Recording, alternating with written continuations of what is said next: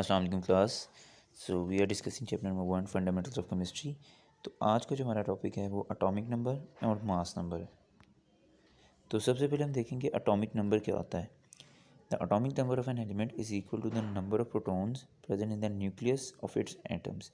यानी जो भी एटम होता है उस एटम के अंदर जितने भी नंबर ऑफ प्रोटॉन्स होते हैं जो कि उसके न्यूक्लियस के अंदर प्रेजेंट होते हैं वो हमारा एटॉमिक नंबर होता है। जैसे कि हमें मालूम है कि एक एटम होता है, उसके अंदर न्यूक्लियस होता है। न्यूक्लियस के अंदर प्रोटॉन्स और न्यूट्रॉन्स होते हैं, जबकि न्यूक्लियस के राउंड जो है वो इलेक्ट्रॉन्स रिवॉल्व कर रहे होते हैं। तो जो न्यूक्लियस के अंदर नंबर ऑफ प्रोटॉन्स होते हैं उसको हम उसका एटॉमिक नंबर बोलते हैं। एटॉमिक नंबर को हम Z से रिप्रेजेंट करते हैं। As all atoms of an element have the same number of protons in their nuclei, they have the same atomic number. जैसे कि जितने भी एटम्स होते हैं एक एलिमेंट के, उनके सब के जो है वो नंबर ऑफ प्रोटॉन्स उनके न्यूक्लियाई में सेम होते हैं। इस वजह से उन सब के एटॉमिक नंबर्स भी सेम होते हैं।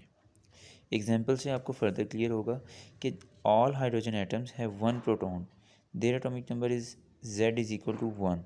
कि जितने भी हमारे पास हाइड्रोजन एटम्स हैं, जब हम उनका न्यूक्लियस देखते हैं तो उनके न्यूक्लियस के अंदर सिर्फ एक प्रोटॉन होता है। इसका मतलब है कि उनका एटॉमिक नंबर 1 है, Z1। All atoms in carbon have 6 protons, यानी कार्बन का एटॉमिक नंबर कितना होगा 6, क्योंकि उसके न्यूक्लियस के अंदर 6 प्रोटॉन्स हैं। इसी तरह oxygen atoms have 8 protons having atomic number Z is equal to 8, and sulfur having 16 protons showing atomic number Z is equal to 16।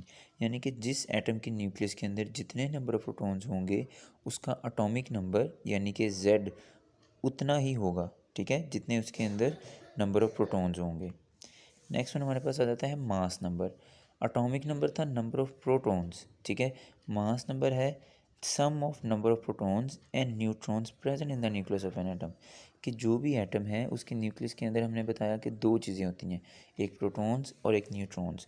तो इन दोनों के सम को हम क्या बोलेंगे, एटॉमिक मास या मास नंबर। मास नंबर जो है ये ए से रिप्रेजेंट किया जाता है।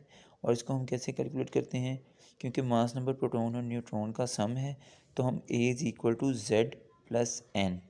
A is for atomic mass या mass number, Z is for atomic number, and n is the number of neutrons. Each proton and neutron has 1 AMU mass। कोई भी प्रोटॉन या न्यूट्रॉन है जो न्यूक्लियस के अंदर पाया जाता है उसका मास 1 AMU होता है, यानी 1 एटॉमिक मास यूनिट। कि एक एटम के अंदर जितने भी प्रोटॉन्स होंगे और जितने भी न्यूट्रॉन्स होंगे उनका मास 1 AMU होता है। इसको हम एग्जांपल से देखते हैं कि hydrogen atom has 1 proton and no neutron. तो हाइड्रोजन का एटॉमिक नंबर जो है वो 1 है, क्योंकि नंबर ऑफ़ प्रोटॉन्स 1 है, और एटॉमिक मास भी 1 है, क्योंकि number of protons plus number of neutrons जो कि 0 है। तो एटॉमिक मास कितना होगा 1। कार्बन अगर देखें तो कार्बन के अंदर 6 प्रोटॉन्स हैं, यानी इसका एटॉमिक नंबर 6 है, और 6 न्यूट्रॉन्स हैं, यानी इसका एटॉमिक मास है टोटल ये 12 होगा, यानी 6 number of protons plus 6 number of neutrons. यहाँ पे हमारे पास एक टेबल है जिसके अंदर डिफरेंट एलिमेंट्स हैं, उनके डिफरेंट नंबर ऑफ़ प्रोटॉन्स भी बताए गए हैं, नंबर ऑफ़ न्यूट्रॉन्स भी बताए गए हैं। नंबर ऑफ़ प्रोटॉन्स को हम एटॉमिक नंबर भी कहते हैं, जो कि यहाँ पे रिप्रेजेंट किया गया है, और इन दोनों के सम को एटॉमिक मास कहा जाता है, जो कि ये इस टेबल के अंदर रिप्रेजेंट किया है। हाइड्रोजन का जो है प्रोटॉन 1 है, न्यूट्रॉन कोई नहीं, तो इसका एटॉमिक मास क्या होगा, या मास नंबर 1।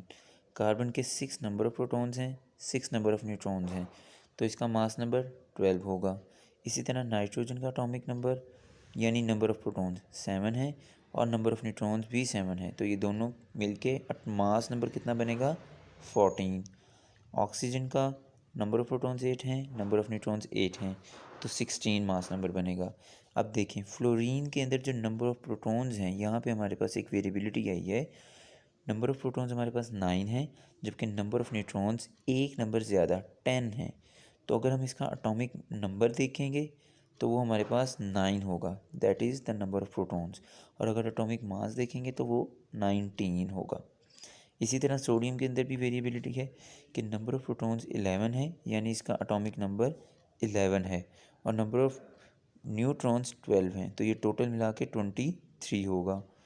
मैग्नीशियम के अंदर नंबर ऑफ़ प्रोटॉन्स 12 हैं, नंबर ऑफ़ न्यूट्रॉन्स भी 12 हैं। ये टोटल 24 होंगे।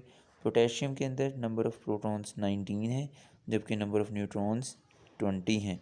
तो इसका एटॉमिक नंबर 19 होगा और एटॉमिक मास 39।